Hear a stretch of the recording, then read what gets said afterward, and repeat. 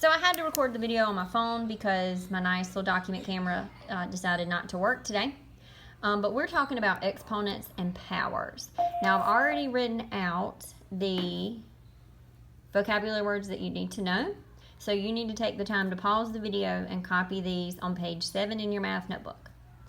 The base, which is our 4 down here, this is our big number. The base is the number you're going to use as a factor. The exponent is the number up here, this little bitty number, that tells you how many times to use this base as a factor. So, for example, this 4 to the third power actually is going to be 4 times 4 times 4. So I'm using my base, the 4, I'm using it, and I'm going to multiply them together, but I'm using 3 4s. 4 times 4 times 4, because my exponent is 3, so that tells me take 3 of your bases and multiply them together. Now the next vocabulary word we need to do is the word powers.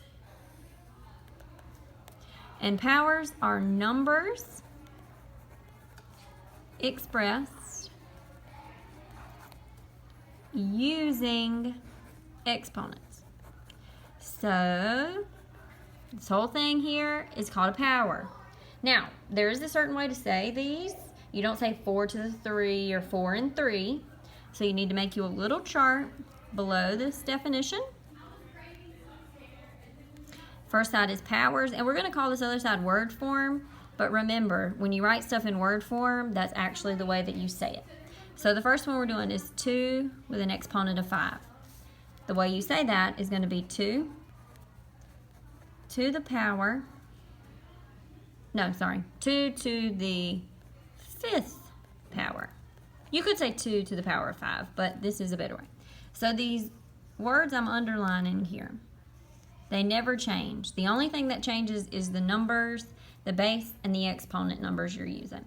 So if I do 10 with an exponent of 3, that would read 10 to the 3rd power.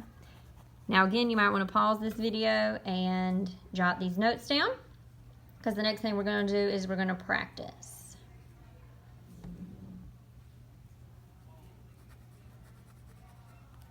So some practice problems here. First one we're going to do is I'm going to write out some 8s.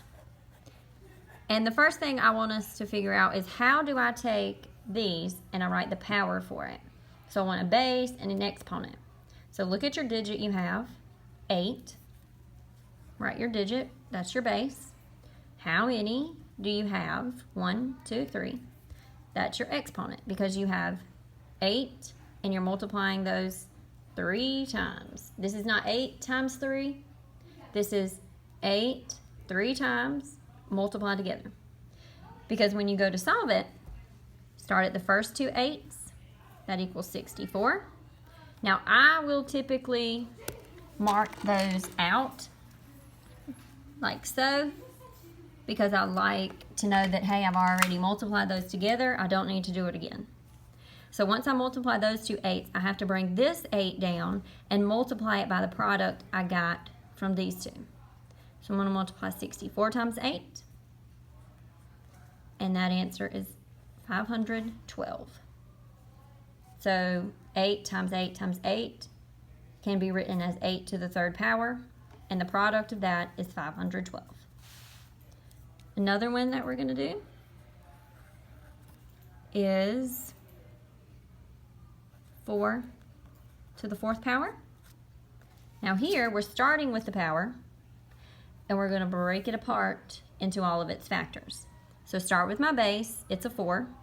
And this exponent is saying you need to have 4 4s that you're multiplying together.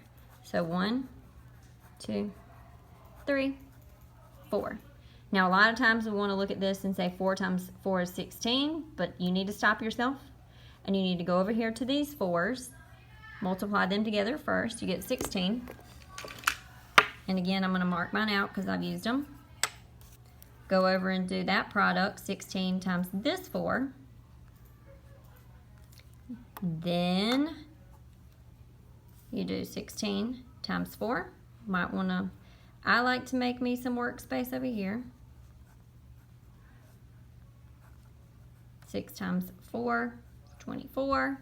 Now remember, when you carry, you're adding that number. So 4 times 1 is 4, plus 2 will give us 64. So that is 64. I'm going to mark out that other 4 over here because I'm done.